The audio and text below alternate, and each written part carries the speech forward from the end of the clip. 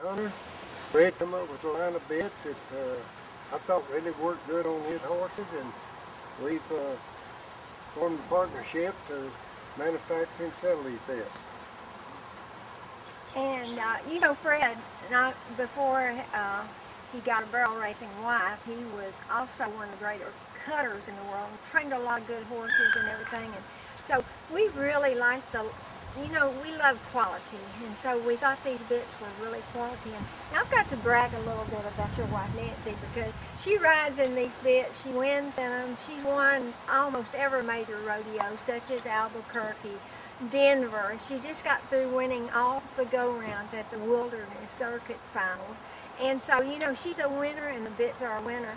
And what we're really going to do today is Fred's going to talk about each bit. He's going to tell you exactly how it works, how you can correct your horses and everything. And Fred, I'm just going to turn it over to you. Okay, good. Okay, well, just to thank, on behalf of Nancy and myself, we're just honored, and it's a privilege to be part of the Josey family. They've asked us, Martha had a chance to see these bits, had a chance to see us ride our horses, do things with them. And so she's just asked me today to demonstrate, show the results of these bits, show what they can do with the horse. We're going to start right off with a bit that I had designed years ago when we transferred from riding cutting horses exclusively to training barrel horses full time.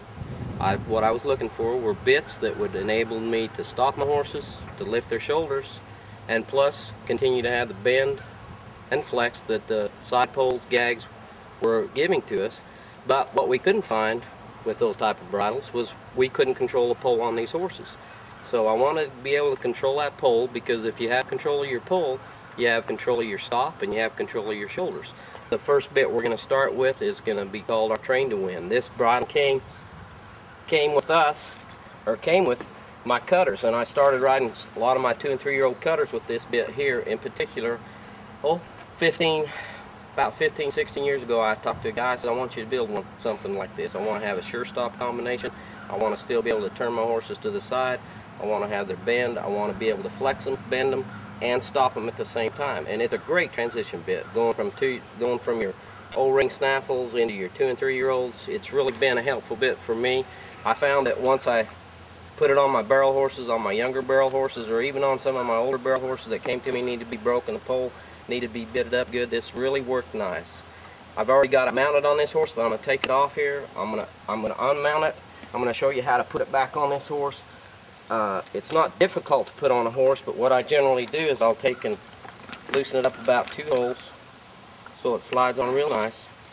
You just got to put the chain over the nose.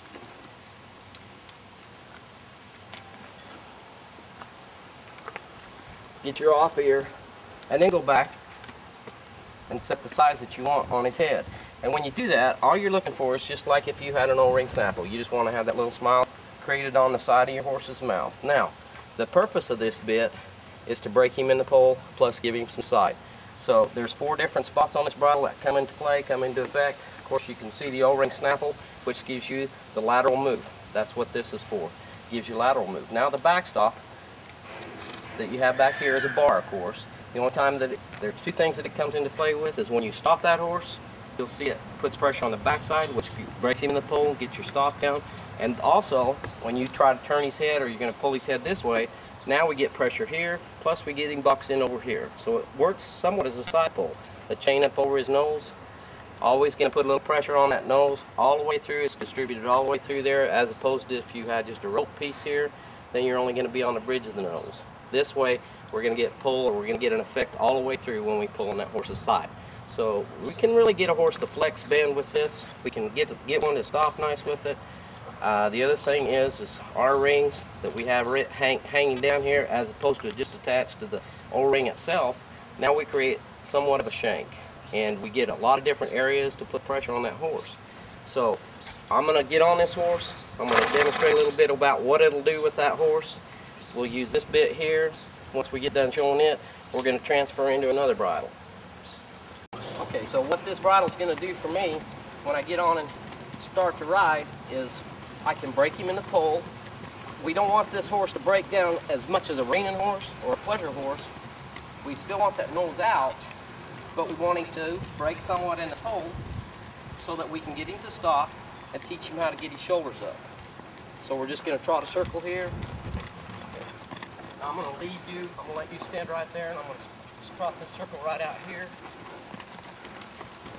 You can see the bend I got on this horse.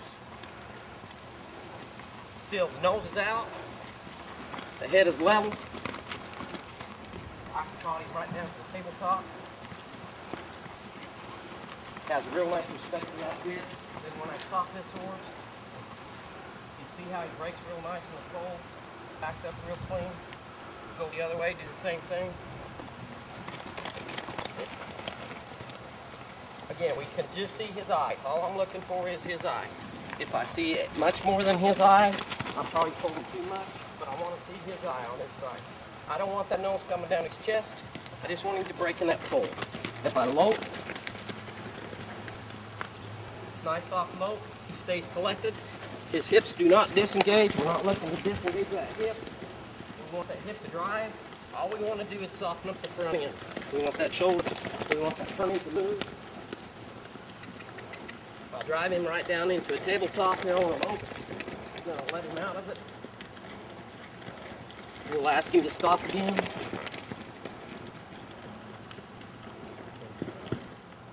Back him up. Without a lot of pressure, you get a lot of reaction. The key to these bridles is to bit a horse up adequately that when you ask for something, you get some immediate response. The issues that you have a lot of times with these other bits that we're dealing with is you have to pull so much that you desensitize your horse's mouth. Well, what I try to do, or what I want to do, is keep a horse's mouth nice and soft. Create a soft feel there so that when you get a touch, you get a reaction. Good to go. Okay, once we got that horse established, got a nice headset, got him following his nose with our train to win, we're going to step him up into the all-around bit. Now, about 80% of my riding's done with this bridle here. You'll see the rectangle in the center. If you ever purchase one, you get to where you want to buy one. You'll notice there's a rectangle in the middle as opposed to a ring or a dog bone. When you get a ring or a dog bone inside of these horses with a shank on there, your shank rotates almost to about a 90-degree rotation. The gag bits do the same. The side poles do the same. Your shanks rotate up way high, which creates a lateral move, which gives your horse a chance to flex and bend. But the problem that you have is now your horse has become too round. What this is going to do for you is help that horse learn how to break in the pole and lift his shoulders and keep your stop, so that when you do turn this shank, now you're only going to see a contact point of about 30 degrees, 30 to 45, as opposed to if it had a dog bone or a ring in there, we're going to get almost a 90-degree rotation. So we're putting pressure on one side of the bar of the mouth and on the tongue, and we get an immediate response with the rectangle. The easy bit to put on, I would say that any horse you put this on, I've yet to put this on any horse that didn't take it, didn't like it, wouldn't ride with it. They all like this bridle here. It's just a great tool to have in your box. All of these bits that I have are tools of my trade. It's like building a house. You got to have a hammer, you got to have a saw, you got to have a level. All of these tools work that way. Now this bridle here, I'm going to show you how, as I ride this horse, how I'm going to lift these shoulders with this bit.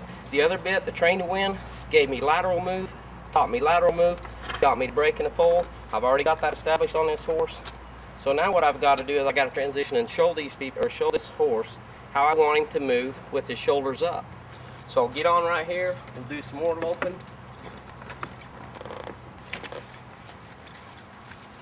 We just put a different tool on. Again, we've got his head set like it wants to be. He stays real flat, stays broken the pole. If I want him to turn, he doesn't bring his nose down to his chest, although you will see that there's a little quicker break in the pole here, a little sharper break in the pole as opposed to the other bridle, which enables us to lift his shoulders and get him to stop.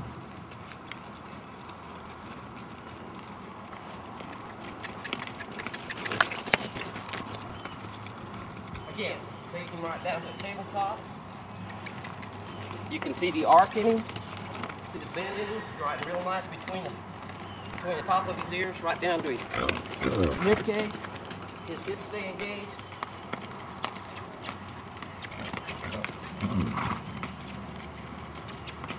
I'm going to let him out of it, and then I'm going to stop him.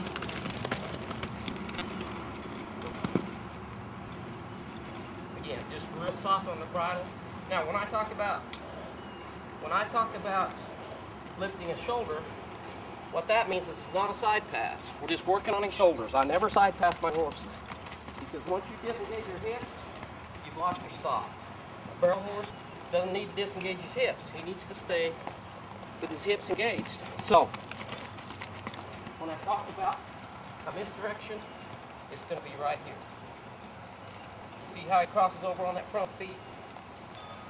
That's how I lift that shoulder. That's called lifting the shoulder. I lift that shoulder, lift that shoulder, lift that shoulder, lift that shoulder. Trade directions. Lift that shoulder, lift that shoulder. Direct move. Indirect. Lifting the shoulder, direct. Lift the shoulder, direct. We can do that on a lope. Got a direct move here. Nice small circle. I'm going to indirect move this horse out of that circle. Indirect, indirect, indirect, direct. Direct, still on a direct move.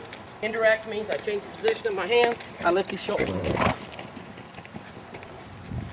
Again, you don't see him moving the back end. He's driving off the back. He's just swimming in the front. I got this direction, indirect move on the outside.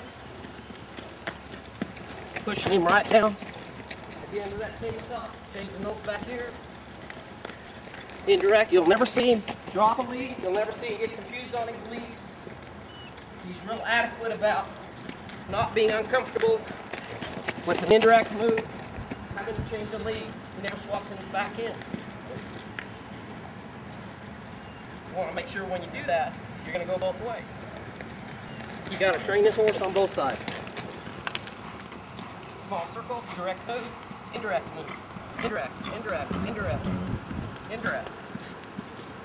So what I can do is if I'm going to a barrel, I can now keep this horse's nose to the barrel in an arc position, ready to make the turn, and yet keep him off the barrel at the same time, because I can lift the shoulders. I can move his shoulders. What I like to call it, I just like to call a horse just swimming through the ground. I just want him to swim through that ground with that front end. I want him to float forward. We ask him to do something that's not normal for him. We're asking him to stop and move forward at the same time, and with his shoulders up. It's a trained behavior. It's a trained discipline that you do on these horses, but I haven't been able to find anything to train them with other than what we're using with our own bits.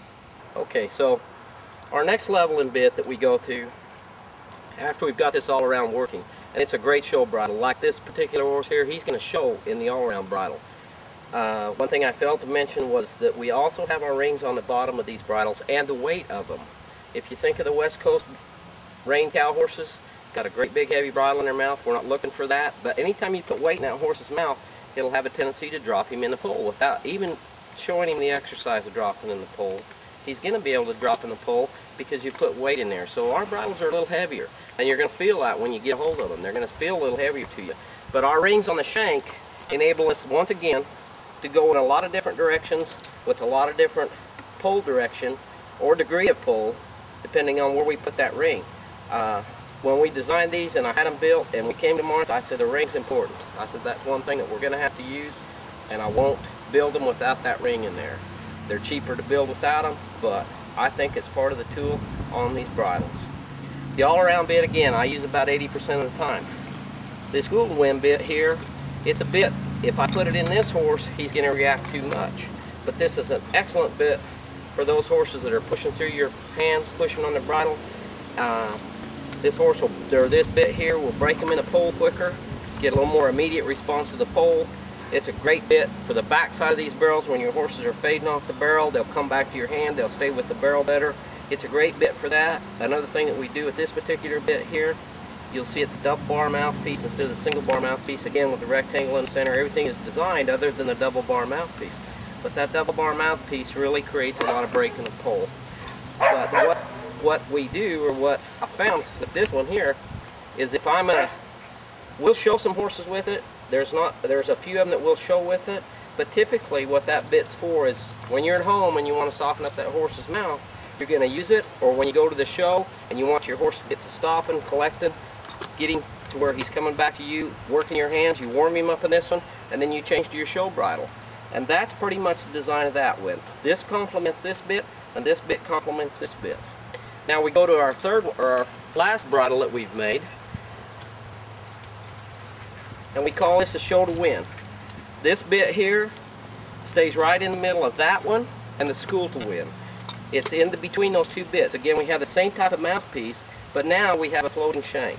And we're going to get a lot more rotation, which gives us more bend through the barrel pattern. Again, this is a bit here that I can put on 95% of the horses that come to my place to get schooled or trained. They're going to take this bit and they're going to use it really well. We kind of isolate this to just show with. We like to show with that bridle. It's been a good bridle to show with. You'll see that the purchase is higher here and the shank floats, which gives us a little bit of a feel of a gag bit. But when we come back here, we got pressure to the mouth, so we've got some stop and we got the shoulder lift at the same time. It's a great combination. It works well as a combination. This backstop, I feel, is critical on this particular bridle. If you can put that kind of a backstop on there, and all these bits come with that backstop, but that's the backstop that I really like to have on there. When you mount this on your horse's head, you don't want this flopping. You want to tighten this down to where it's really not snug on the backside of your chin, but it's there, it's available, so when you do put a pole there, you get some reaction back here. It's got 3 or 4 different pressure points, but again, it is a show bridle, and we show a lot with it. If you're going to show with it, I'd prefer to warm a horse up with that or the other bridle, the school to win. I like to warm them up in that, and then I like to show in this. We go back to the fact that this bit is not the answer, the school to win is not the answer, this is not the answer, or the train to win is not the answer. The answer is involved in all of them. They just complement each other, and they do a good job with each other. You know, I feel real comfortable with our bits. I think we do. I think they're really a rodeo bit. They're different. They have a different look to them. There's no question about it. We've had real good success selling them to the NFR girls, to the girls that really school and train their horses. They like them. They put them on. They use them. When I'm training horses and schooling horses, I'll use a martingale a lot, just to set a horse's head. I'll use a split rein so that I can work left side and right side without struggling with a single rein. But when we're going to show horses, we don't show them with this. Typically we're going to show with a tie down. We're going to show again with just a single rein. Very few of our horses are going to get shown without a tie down. Most of them are going to get showed with a tie down. The tie down, what it does for us is it balances that horse's head, keeps that horse's head in a position. I don't care how well broke they are and how good they break in the pole. When you put that speed and you ask for that turn, that head's going to try to come up on you. Once some horses' heads come up and that nose gets out, you've lost control. So, but if you can maintain control with the tie down, then you've got the response of the bit there inside of it, you'll get your turns. Your turns will become much better. And truly, in the barrel racing world, it's all about turning. It's not about how fast you are, it's how good you can turn. So if you got questions, of course you're on Martha's website right now. You can get on our website. It's fredhunteronline.com. We have a question and answer section there. You can contact us through that. You can contact us through Martha. If you come to their schools, they'll have this information. They'll have these bits here. You can bit your horses up. You can give them a chance there. Come to our clinics. We do the same thing. So that's it. Again, we appreciate Ari and Martha letting us be part of them. Just thank them. Jose, we are really glad to have Fred and Nancy come by and on their way through to all the rodeos, and now you can really understand these bits, and look at their website and look at their Facebook, because they have clinics too, and put a lot of horsemanship into your clinics, which I love.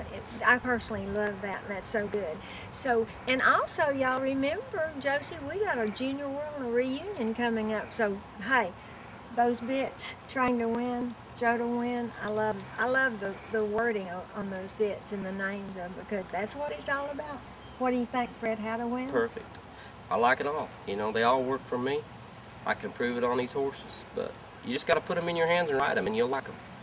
Yeah. Good. And Josie, hey, you're one of the greatest barrel racing instructors in the world. I can't get you to help me, but you help all these other barrel racers. She won't let me help her. Everywhere you go, it's Mr. Josie. Oh, yeah. But it's been fun. Thanks, Fred. Yeah, you bet. Thank y'all.